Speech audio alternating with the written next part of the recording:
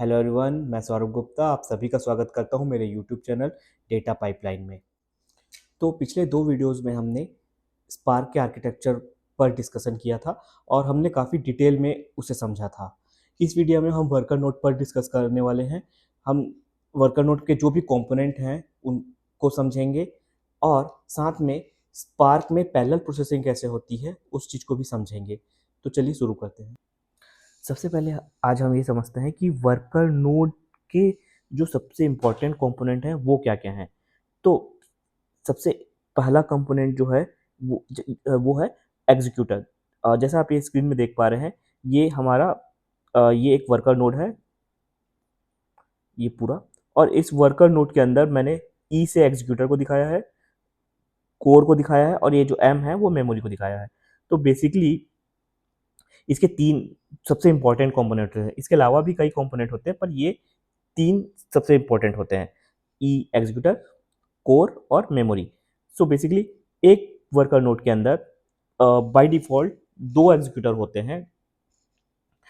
इसे कम या ज़्यादा हम कर सकते हैं, ये हमारे कंप्लीटली रिक्वायरमेंट के ऊपर डिपेंड करता है। उसके अलावा साथ ही हर एक एग्जीक्यूटर के पास कम से कम एक कोर होता है और साथ ही कुछ मेमोरी होती है। ये हर एक एग्जीक्यूटर के पास अपना अपना सेपरेट होता है। मैंने यहाँ पे केवल एक दिखा दिया है। मेमोरी बाय डिफॉल्ट 1 GB होती है, ओके। और कोर जैसा मैंने बताया एक होता है। इसे हम बढ़ा या कम कर सकते हैं। कम तो नहीं कर सकते, अगर एक से है तो एक है तो कम नहीं कर सकते, पर चेंज कर सकते हैं इस नंबर को। ओवरऑल हर एक एग्जीक्यूटर के लिए हम चेंज कर सकते हैं। तो ये तीन सबसे मेन इंपॉर्टेंट कंपोनेंट होते हैं एक वर्कर नोड के। नेक्स्ट अब हम समझेंगे कि वर्कर नोड में इंटरनली वर्क कैसे होता है। तो जैसा आप ये डायग्राम देख सकते हैं, ये एक स्पार्क क्लस्टर है जिसमें मैंने एक ड्राइवर नोड और 3 वर्कर नोड दिखाए हैं। ये एक क्लस्टर है, स्पार्क क्लस्टर, ओके। तो जैसा अब हम सब जानते हैं कि सबसे पहले एक एप्लीकेशन जो है वो सबमिट होता है ड्राइवर नोड में, और ड्राइवर नोड यहाँ पर दो काम करता है। एक, एप्लीकेशन को टास्क में डिवाइड कर देता है और दूसरा एग्जीक्यूटर को रन करता है। बेसिकली एक वर्कर नोड के अंदर बाय डिफॉल्ट दो एग्जीक्यूटर होते हैं जिसे हम कम या ज़्यादा कर सकते हैं। ये कंप्लीटली डिपेंड करता है कि हमारा रिक्वायरमेंट क्या है, डेटा सेट कितना बड़ा है, उस पर डिपेंड करता है। उस अकॉर्डिंग हम इसे चेंज कर सकते हैं। तो बेसिकली जो एग्जीक्यूटर का काम होता है वो ये होता है कि जो भी टास्क ड्राइवर नोड दे रहा है इसे, उसे एग्जीक्यूट कराना। ये सिंपल शब्दों में बोलें तो यही काम होता है एग्जीक्यूटर का। पर इसके अलावा भी कुछ चीज़ें होती हैं जिन्हें हमें समझना चाहिए। जैसे पहला एक काम ये होता है एग्जीक्यूटर का कि टास्क को एग्जीक्यूट करा के जो भी रिजल्ट आए वो वर्कर नोड को देना, ये एक टास्क होता है। दूसरा काम इसका एग्जीक्यूटर का ये होता है कि टाइम टू टाइम हर एक टास्क का स्टेटस ड्राइवर नोड को देना। जैसे कि टास्क रनिंग स्टेटस में है, फेल है या सक्सेसफुल हो गया, ये सारे स्टेटस देना भी एग्जीक्यूटर का काम होता है। साथ ही साथ एग्जीक्यूटर टाइम टू टाइम कुछ मैट्रिक्स भी देता है ड्राइवर नोड को। ये मैट्रिक्स जो है ड्राइवर नोड स्पार्क यूआई को दे देता है, जिसे हम बाद में समझेंगे, नेक्स्ट किसी वीडियो में समझेंगे कि स्पार्क यूआई क्या होता है। पर आप अभी के लिए इतना समझ लीजिए, स्पार्क यूआई के थ्रू हम कोई जो भी अपना हमारा जो एप्लीकेशन रन हो रहा है उसकी पूरी कंडीशन को देख सकते हैं, वो कैसे रन हो रहा है, हर एक ग्राफ वगैरह को हम देख सकते हैं। तो ये सारे मैट्रिक्स जो है वो एग्जीक्यूटर ड्राइवर को दे देता है।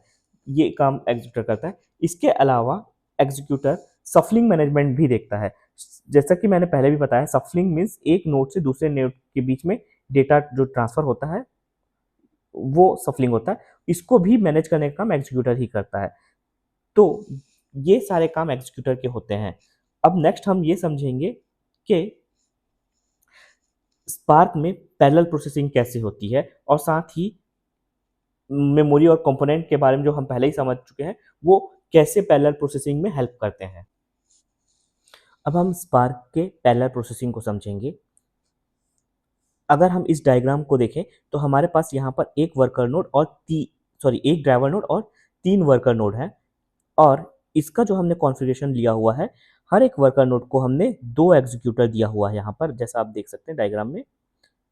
और हर एक एग्जीक्यूटर के पास 2 कोर हैं। यहाँ पर आप देख सकते हैं हर एग्जीक्यूटर के पास 2 कोर हैं। तो अगर हम स्पार्क के कंसेप्ट को समझें तो एक कोर, जैसे यहाँ देख सकते हैं, एक कोर एक टाइम पे एक ही टास्क के साथ वर्क कर सकता है और एक टास्क एक टाइम पर एक ही डेटा सेट या पार्टीशन के साथ वर्क कर सकता है। तो अगर हम इस कॉन्फ़िगरेशन के साथ कंटिन्यू करें तो हमारे पास टोटल 12 कोर हैं, यानी कि एक टाइम पर 12 टास्क एक साथ एग्जीक्यूट हो सकते हैं। यही स्पार्क का पैरेलल प्रोसेसिंग है। अगर हम कुछ और कॉन्फ़िगरेशन लेते, यानी कि अगर हम 3 वर्कर नोड की जगह 6 वर्कर नोड लेते और बाकी कॉन्फ़िगरेशन सेम रखते, तो एक समय पर हम 24 टास्क को एक साथ एग्जीक्यूट कर रहे होते या 24 टास्क एक साथ पैरेलल प्रोसेस हो रहे होते। और हम चाहें तो इस कॉन्फ़िगरेशन कुछ और भी चेंज कर सकते हैं, जैसे कि यहाँ पे हमने 2 ही एग्जीक्यूटर लिया हुआ है।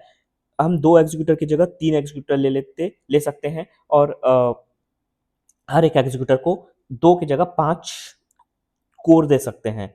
अगर हम इस कैलकुलेशन के साथ कंटिन्यू करें तो जो पैरेलल प्रोसेसिंग होगी वो कुछ अलग होगी। इसको हम ऐसे समझते हैं। मान लीजिए हमारे पास वर्कर नोड नोड जो है वो 6 हैं और हर एक वर्कर नोड के पास जो एग्जीक्यूटर है वो है 3 और हर एक एग्जीक्यूटर के पास जो कोर है वो है 5। अब अगर हमें ये समझना है कि एक साथ कितने टास्क पैरेलली प्रोसेस करेंगे तो उसका कैलकुलेशन इस तरह होगा 6 into 3 into 5 is equal to 90। तो एक टाइम में एक साथ 90 टास्क प्रोसेस करेंगे।